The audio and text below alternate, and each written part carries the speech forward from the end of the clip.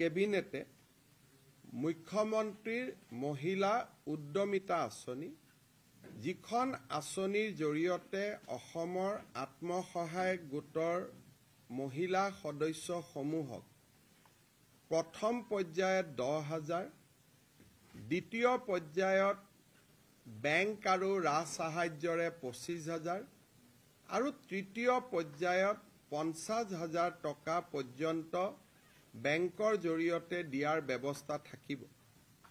সেই আঁচনিখন ৰূপায়ণ কৰিবৰ বাবে আজি আমাৰ কেবিনেটে 2,000 কোটি টকাৰ অনুমোদন জনায়। এতিয়া মই আপোনালোকক মহিলা উদ্যমিতা আঁচনিখনৰ বিষয়ে কেইআষাৰমান কথা ক'ব খুজিছোঁ। আমাৰ ৰাজ্যৰ আত্মসহায়ক গোটৰ সদস্যসকলক আমি 4 লানি সাৰ্ভে কৰাৰ পিছত কাৰোবাৰ 3টা সন্তানত আছে নে তাতকৈ বেছি আছে বিভিন্ন সাৰ্ভে কৰাৰ পিছত আমি 31 লাখ মহিলাক প্ৰথম পৰ্যায়ত এই আঁচনিখনৰ বাবে উপযুক্ত বুলি আমি ইনফৰমেশ্যন বা আমি তথ্য কালেক্ট কৰিছোঁ। কিন্তু অসম চৰকাৰে 27 লাখ মহিলাক এই আঁচনিখনৰ সুবিধা দিব আমাৰ বাজেট অনুসৰি।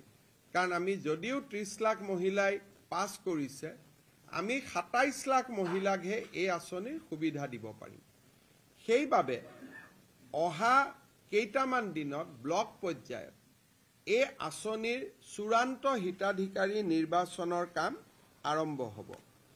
কেবিনেটে সিদ্ধান্ত গ্ৰহণ কৰিছে যে যিসকল মন্ত্ৰী বিধায়ক প্ৰাক্তন বিধায়কৰ পৰিয়াল তেওঁলোকে এই আঁচনিখনৰ সুবিধা নাপাব।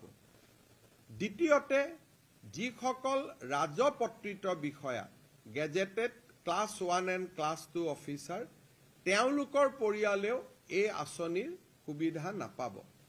যিসকলৰ আমাৰ মদৰ দোকানৰ লাইসেন্স আছে, যিসকলৰ ঘৰত ব্যৱসায়িক ভিত্তিত ট্ৰাক্স আছে, জেচিবি আছে বা যিসকলে আয়কৰ পৰিশোধ কৰে তেনেকুৱা লোকেও বা তেনেকুৱা আইমাতৃয়েও এই আঁচনিখনৰ সুবিধা নাপাব। আৰু যিসকল আইমাতৃ মহালাখপতি হৈছে তেওঁলোকক আমি এখন সুকীয়াকৈ আঁচনি দিম। যিহেতু অলৰেডি তেওঁলোকে বেংকৰ পৰা লাখ টকা লোনেই ল'লে গতিকে 10,000 টকা লোৱাত ইয়াৰ প্ৰয়োজন নাই। কিন্তু তেওঁলোকক আমি সুকীয়াকৈ আৰু ভাল আঁচনি এখন দিয়াৰ বাবে আমি চিন্তা কৰিম। এই ধৰণে আমি যিটো মহিলাসকলক 10,000 টকা দিয়াৰ ঘোষণা কৰিছিলোঁ সেই আঁচনিখনক আমি চূড়ান্ত পৰ্যায়লৈ লৈ গৈছোঁ আৰু আঁচনিখনৰ শুভ উদ্বোধন এপ্ৰিল মাহত আমি বিহালী সমষ্টিত কৰিবৰ বাবে সিদ্ধান্ত গ্ৰহণ কৰিছোঁ। অৰ্থাৎ প্ৰথম বিহালীৰ আইমাতৃসকলক এই টকা দি পেলাই এই আঁচনিখনৰ আমি শুভ উদ্বোধন কৰিম।